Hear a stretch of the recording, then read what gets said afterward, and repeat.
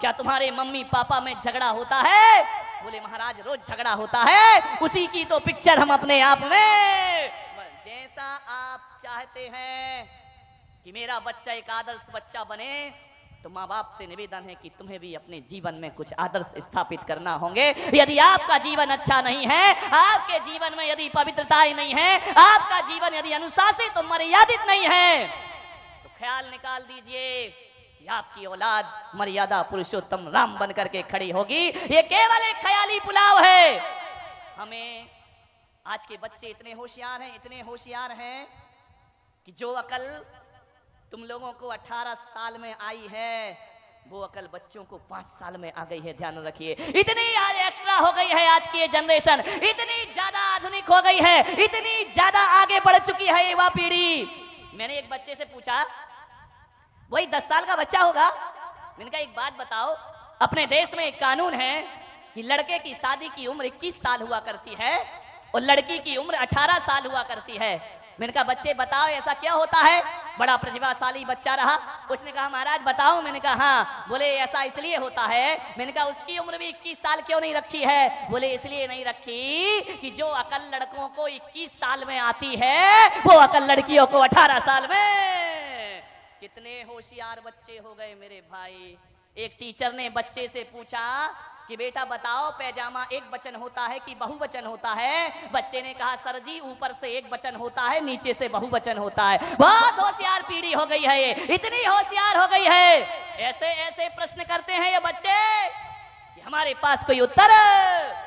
ध्यान रखना, अब इस देश में बुद्धू बच्चे पैदा होना बंद हो चुका है। इस देश में गंवार बच्चों ने पैदा होना बंद कर दिया है। आज बच्चा पैदा होते ही मोबाइल हाथ में ले लेता है, इंटरनेट में जाकर के बैठ जाया करता है, कंप्यूटर। अरे माँ बाप को मोबाइल चलाना नहीं आते हैं।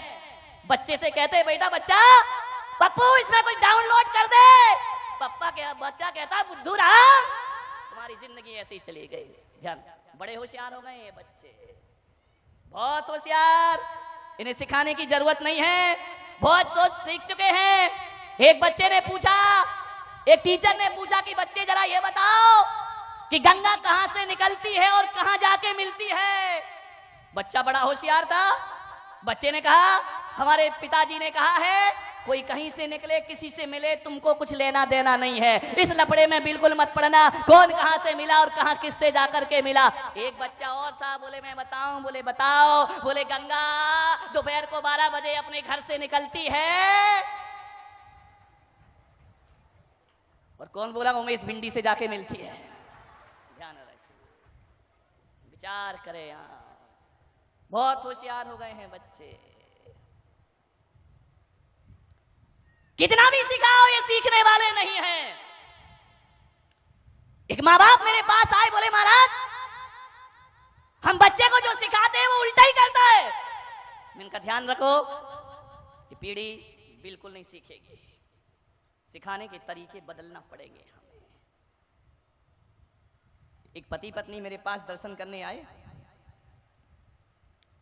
5-6 साल का बच्चा भी साथ था। पति पत्नी ने बच्चे से कहा कि महाराज हैं, इन्हें धोख दो, इनको प्रणाम करो।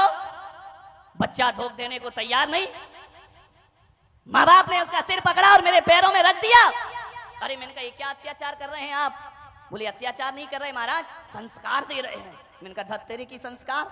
वो अखड़ा जा रहा है, तुम उसकी गर्दन मेरे सिर में लगाए जा रहे, लगाए जा रहे, लगाए जा रहे। बच्चा कह रहा नहीं करूंगा, नहीं करूंगा, नहीं करूंगा। तो मैंने कहा इस तरीके से ये प्रणाम नहीं करेगा। तो उन्होंने कहा महाराज हम कैसे सिखाएं, बड़ा ढीठ हो गया, कुछ सीखता ही नहीं है। मैंने कहा बच्चा ढीठ नहीं हो गया, तुम्हारी सिखाने की शैली गलत हो गई है। छोटा सा बच्चा था, ज्यादा बोलना भी उसे नहीं आता था।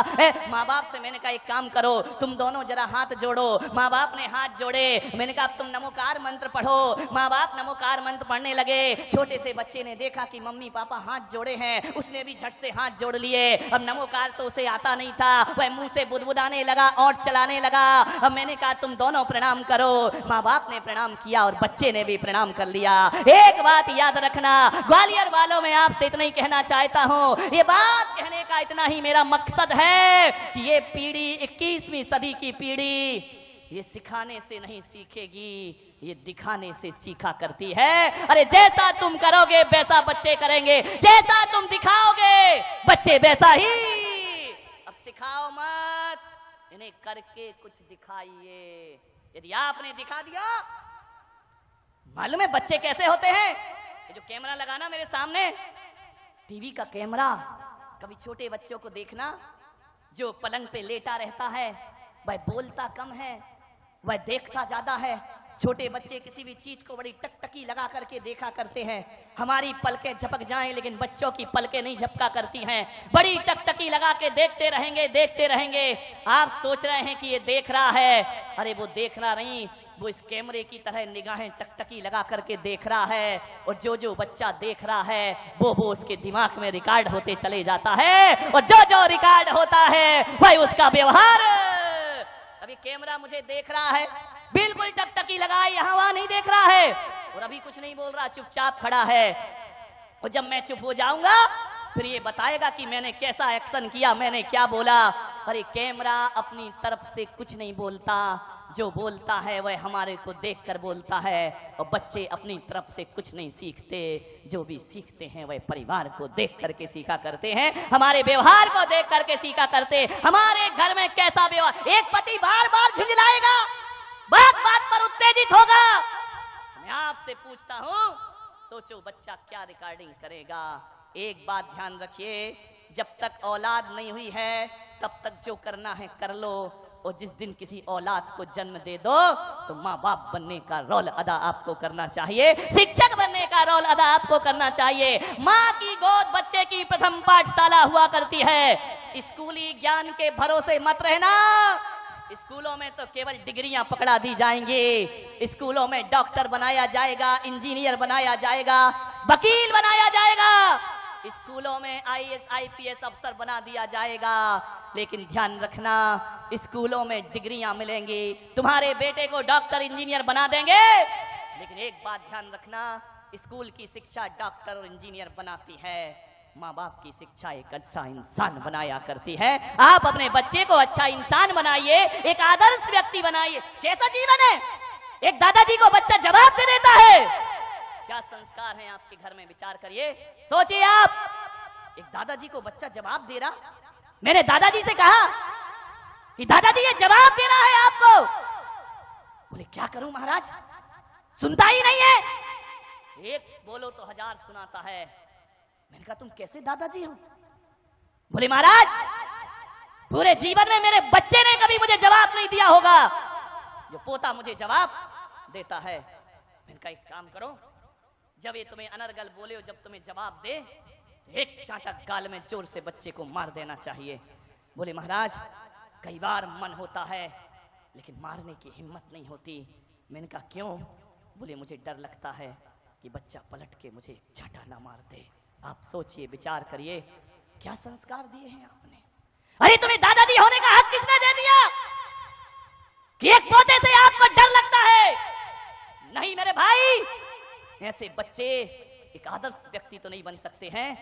यदि एक दादाजी और एक बाप अपने बच्चे से कुछ कहने में डरता है तो समझना वो ऐसे आत्मघाती संस्कार दे रहा है कि आज बच्चा माँ बाप पर धौंस जमाता है, कल मोहल्ले में जमाएगा, परसों समाज में जमाएगा, और एक दिन तुम्हारा बेटा आदर्शवादी बेटा तो ना बनेगा बल्कि आतंकवादी बेटों में उस बच्चे का नाम शामिल हो जाएगा। आपसे मेरा निवेदन है, इतनी जुर्रत बच्चे की नहीं होना चाहिए कि वह माँ बाप को पलट करके जवाब दे सके। ध्यान रखिए, कैसे होगा ये? जब पति पत्नी रात दिन झगड़ते रहेंगे, लड़ते रहेंगे, जब आप अपने माँ बाप को जवाब देंगे तो औलाद भी तुम्हें जवाब देगी। ध्यान रखिए, बच्चे वही करते हैं जो तुम करते हो। ध्यान रखिए, आप सोचते हो कि बुढ़ापे में हमारा बच्चा हमारी सेवा करे, एक अच्छा बेटा बने, तो आपसे मेरा निवेदन है कि आज से ही अपने घर में बुजुर्गों का सम्मान करना सीख जाइए। अरे मैं कहता हूं कि अपनी भाषा पर विशेष ध्यान दीजिए। आदमी इतनी अनर्गल भाषा बोलता है कि वह भाषा एक दिन उसकी आदत बन जाती है, और ये आदत ब्लड में जाकर के घुल जाते हैं संस्कार, फिर वही उसकी जिंदगी बन जाती। आदर्श व्यक्तित्व बनिए, भाषा का एक आदर्श होना चाहिए। ऐसा परिवार बनाओ, ऐसा माहौल बनाए माताएं कि बड़ों से ही आप कहना ना सीखें, बल्कि बच्चों से भी आप कह करके बातें करें, बच्चों में भी जी लगा करके बातें करें। अरे बच्चों की बात तो छोड़ो, मैं तो कहता हूं कि तुम्हारे घर में जो नौकर रहता है ना, उससे भी इज्जत से पेश आइए। इज्जत से पेश आएंगे ना तो नौकर ये नहीं कहेगा कि हर साल मेरी तनख्वाह बढ़ाओ। यदि सम्मान दोगे तो उतनी तनख्वाह में भी आनंद के साथ जी लेगा, आपकी इज्जत करेगा, आपका सत्कार करेगा। इज्जत से पेश आइए, ऐसे शब्द ना बोले।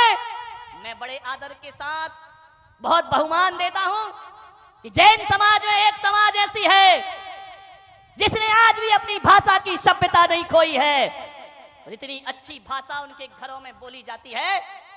मैं कोई पक्षपात नहीं कर रहा हूं, मैं पूरे देश में घूमा करता हूं, लेकिन कह सकता हूं कि जैन समाज में खंडेलवाल जैन समाज वो समाज है जहां बोली में आदर्श हुआ करता है, बोली में सभ्यता हुआ करती है।